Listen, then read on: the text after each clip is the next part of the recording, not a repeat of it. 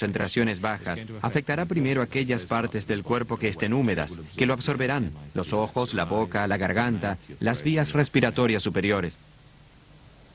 Si la concentración es lo suficientemente alta, llegará hasta el sitio de los pulmones, en el cual el oxígeno es transferido a la sangre. El efecto es muy parecido al del fosgeno. Al dañar esa parte del pulmón, el suero de la sangre inunda los pulmones y se produce la muerte a causa de una especie de ahogo interno. El agua avanzaba por las tuberías, quedaba poco tiempo. La contaminación del tanque de MIC debió haberse evitado. Pero todas estas fallas tendrían las más horrendas consecuencias para los habitantes de Bhopal.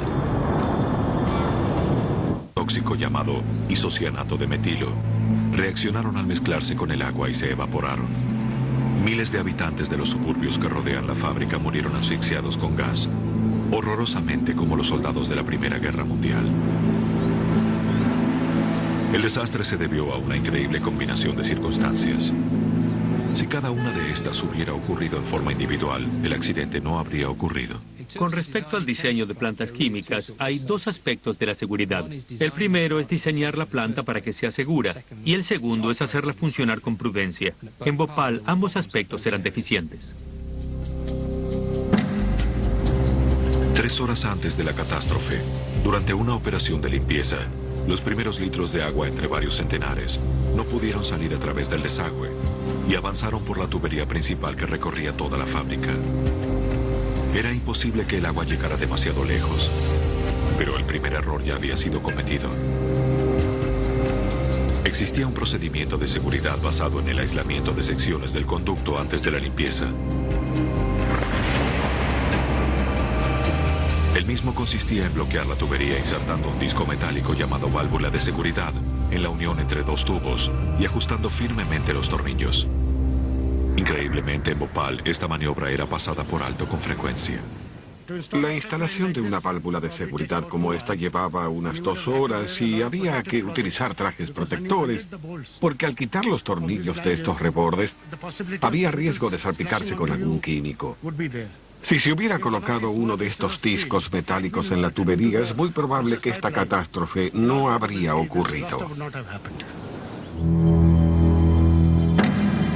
Ya a las 9:30 el agua empezó a viajar libremente por los cientos de metros de tubo que separan la planta principal del lugar de almacenamiento del mortífero MIC.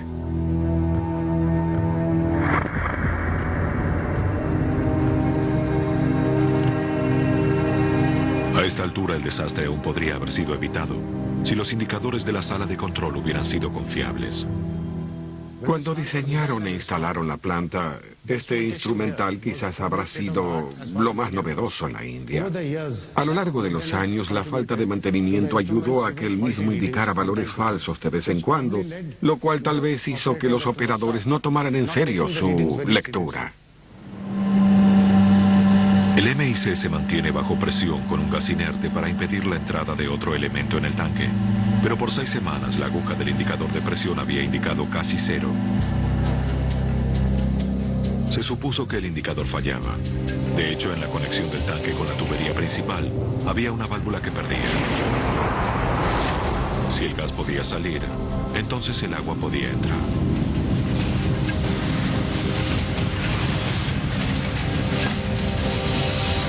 A las 10 de la noche aproximadamente ya se había iniciado la contaminación. La reacción del MIC y el agua genera, entre otras cosas, dióxido de carbono. También genera calor. El calor empieza a calentar la mezcla. Es lo que llamamos reacción exotérmica. Provocaré una reacción similar con ambos químicos mucho menos peligrosos.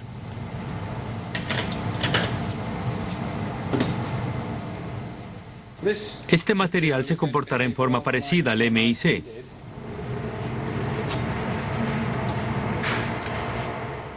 Lo que le estoy agregando es agua, como sucedió en ese tanque.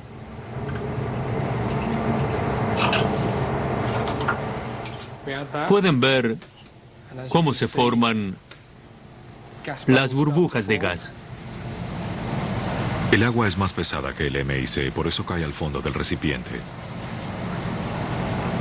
La primera parte de la reacción ocurre cuando se tocan los dos mantos de líquido. Esto es exactamente lo que ocurrió en el depósito de MIC. Se generaron burbujas en el límite entre las dos capas de líquido, pero el problema principal es el calor. La temperatura de la mezcla reactiva se eleva. Cuando se eleva la temperatura, la reacción se acelera, generando a su vez más calor. El proceso se acelera cada vez más. Es lo que llamamos desbocamiento.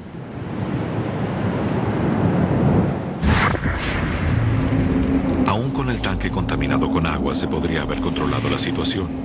El MIC debe mantenerse frío y los tanques estaban alojados en un refugio de concreto, lejos del calor severo del centro de la India.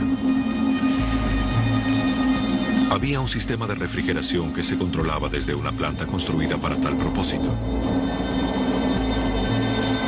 Los altos cargos, sin embargo, habían decidido desconectarlo. En la noche de la tragedia, esto no funcionaba. Dejó de funcionar en mayo del 84. El refrigerante fue eliminado y el sistema quedó inutilizado. La desconexión del refrigerador fue una locura. Estas reacciones exotérmicas descontroladas ocurren cuando se genera más calor del que se puede eliminar. El sistema de refrigeración fue instalado para quitar calor. Su desconexión hizo que el accidente fuera mucho más factible. Increíblemente, otro dispositivo de seguridad también fue pasado por alto, haciendo caso omiso de las mismas instrucciones de Union Carbide. Como ven, ahora la reacción es más intensa. Hay más burbujas. Algunas gotas de líquido salen del recipiente. Si esto ocurriera en escala industrial, ya estaríamos ante una situación de emergencia. En Bhopal había un dispositivo construido especialmente para tratar gases tóxicos, un aparato llamado catalizador.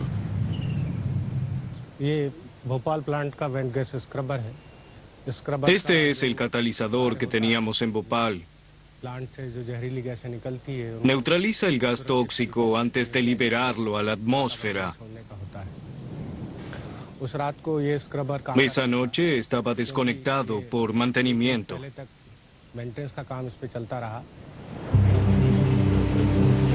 Aunque este dispositivo fundamental hubiese estado en funcionamiento, era demasiado pequeño para neutralizar el volumen de MIC, que ya estaba fuera de control.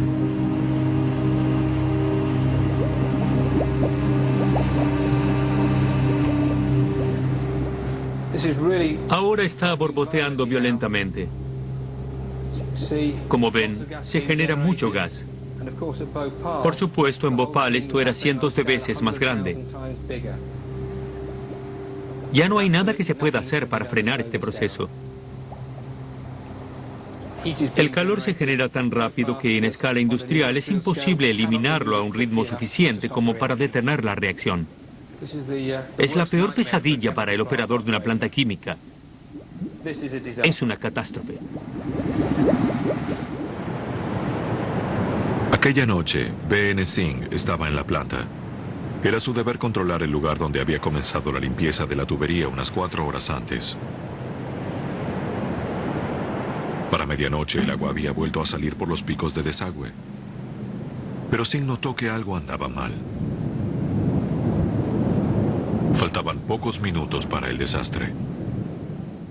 Cuando llegué aquí, vi que el agua salía de los drenajes, pero me empezaron a arder los ojos. Esto era muy común en la fábrica, pero esa noche el dolor fue muy fuerte. Entonces corrí a la sala de control. Al llegar a la sala de control un minuto después, B.N. Singh vio la etapa final de un proceso químico que había estado en marcha desde hacía más de 2 horas.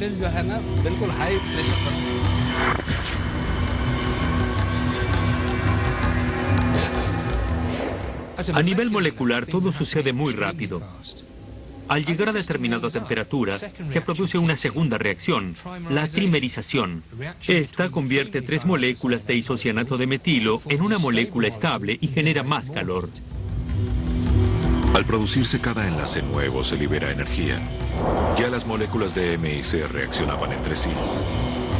Las 42 toneladas de material estaban listas para producir calor casi simultáneamente. La reacción ya se tornó muy violenta. El líquido desborda el recipiente, se desprende mucho gas, las burbujas saltan. A esta altura, con el equipamiento que había en Bhopal, no se podía hacer absolutamente nada para salvar a la gente.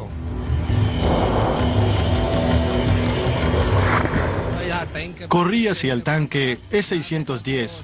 A pesar de que estaba enterrado, se escuchaba un temible estruendo y el concreto empezó a temblar y resquebrajarse.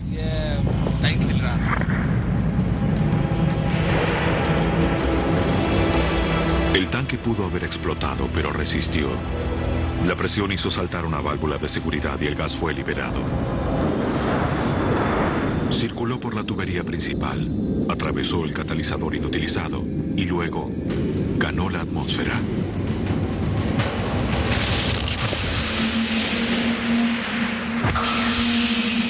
El viento sudeste lo desplazó y despejó la planta, pero cubrió la ciudad dormida.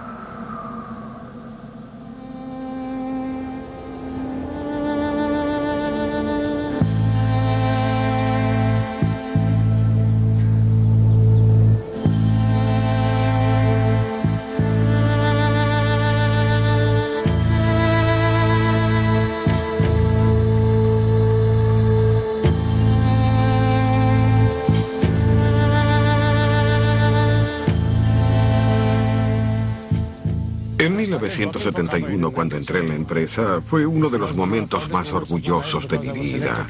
Había sido elegido para trabajar allí. Pero tras la catástrofe, me siento avergonzado por haber formado parte de una firma que en la India no estuvo a la altura de su reputación. Union Carbide se negó a dar una entrevista a este programa. Hasta la fecha no hay procesados. A causa del accidente murieron más de 20.000 personas. El número de muertos aumenta. La polémica por lo sucedido continúa.